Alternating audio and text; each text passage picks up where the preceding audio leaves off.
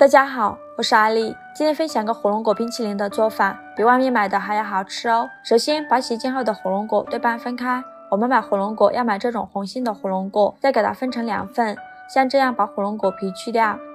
再把火龙果切成小块，切好之后装入料理机中，将它打成火龙果汁，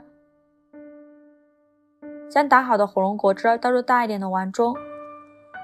放在一旁备用。锅中倒入200毫升纯牛奶，开小火烧至牛奶冒泡，然后关火放在一旁备用。准备2个鸡蛋，将它打入另外一个碗中，将蛋清与蛋黄分离，再把牛奶倒入蛋黄的碗中，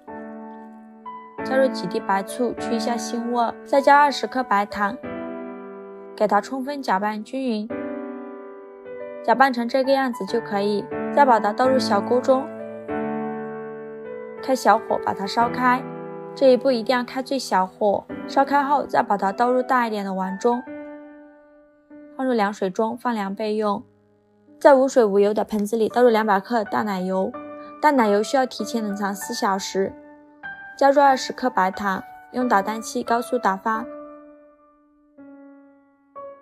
打发至这种状态就可以了。然后把火龙果汁倒入牛奶的碗中，给它搅拌均匀。搅匀后加入1/3的奶油，用翻拌或者切拌的方式给它拌匀。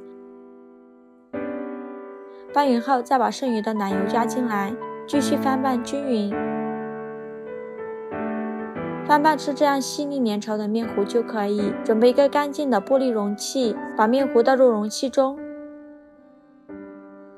震荡几下，震出里面的气泡，再盖上盖子，放冰箱冷冻5小时左右。像这样，我们的冰淇淋就冷冻好了，想吃多少就挖多少，吃起来香甜软糯，入口即化，比买的还要好吃哦，而且颜色也是非常的漂亮。吃不完的就放冰箱冷冻。冰淇淋这样做是不是很简单？喜欢的朋友也试试吧，谢谢您的支持。